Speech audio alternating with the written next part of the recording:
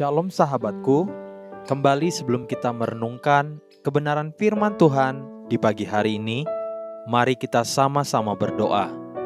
Bapa kami yang di sorga, kami mengucap syukur untuk pagi hari ini. Kami berterima kasih untuk kebaikan-Mu di dalam kehidupan setiap kami. Sekarang kami ingin kembali untuk mendengar dan belajar tentang kebenaran firman-Mu. Mari Tuhan, terus tuntun dan pimpin setiap kami, agar kami terus melakukan kehendak-Mu di dalam kehidupan kami. Amin. Pagi hari ini, kita akan kembali merenungkan kebenaran firman-Nya dengan tema kebenaran atau sekedar kenyamanan. Mari kita buka Alkitab di dalam kitab Yeremia pasal 37 ayat 1 sampai ayat yang ke-10. Demikian firman Tuhan. Zedekia bin Yosia menjadi raja menggantikan Konya bin Yoyakim.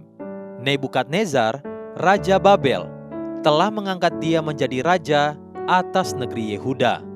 Tetapi baik ia, baik pegawai-pegawainya maupun rakyat negeri itu, tidak mendengarkan firman yang disampaikan Tuhan dengan perantaraan Nabi Yeremia.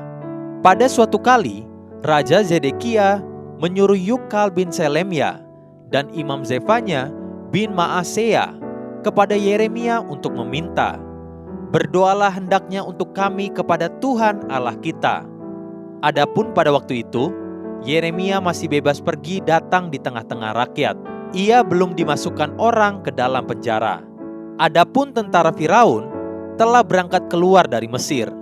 Mendengar kabar itu, maka orang-orang Kasdim yang mengepung Yerusalem angkat kaki dari Yerusalem. Lalu datanglah firman Tuhan kepada Nabi Yeremia, bunyinya, "Beginilah firman Tuhan Allah Israel kepada Raja Yehuda, yang menyuruh kamu kepadaku untuk meminta petunjuk, harus kamu katakan begini, lihat, tentara Firaun yang telah berangkat keluar untuk membantu kamu akan kembali ke negerinya, ke Mesir. Tetapi orang-orang Kasdim akan datang kembali memerangi kota ini, merebutnya dan menghanguskannya dengan api.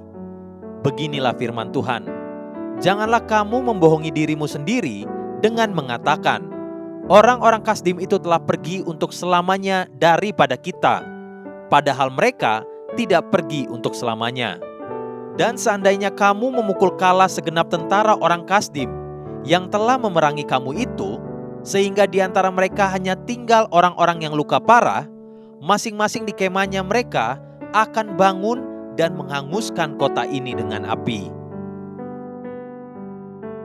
Kedewasaan di dalam pengenalan akan Tuhan akan membuat manusia dapat membedakan kehendak Tuhan dibandingkan dengan sekedar sesuatu yang terlihat baik.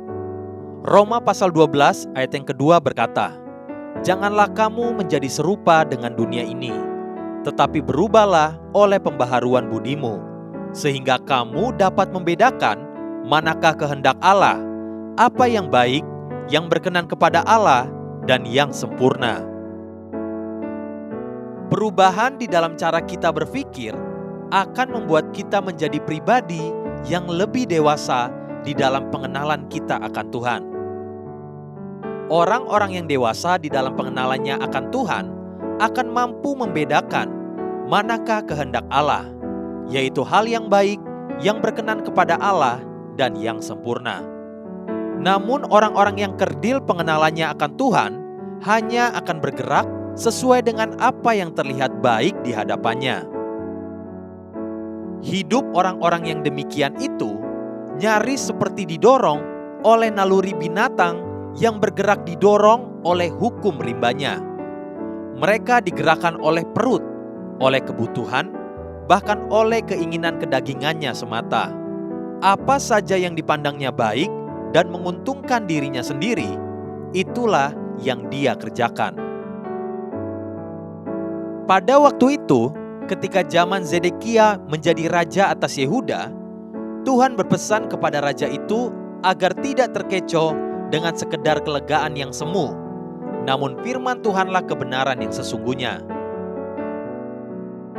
Bagi kita pun saat ini, belajarlah satu perkara. Firman Tuhan itulah kebenaran sejati, bukan sekedar kenyamanan atau kelegaan. Biarlah hidup kita selalu dituntun oleh kebenaran firman Tuhan, bukan sekedar kenyamanan bagi kedagingan kita sendiri. Haleluya. Sahabatku, mari kita sama-sama berdoa.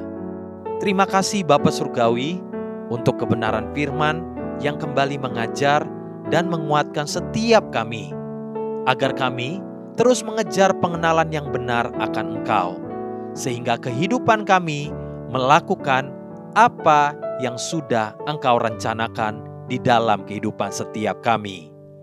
Amin. Jesus loves you and so do I.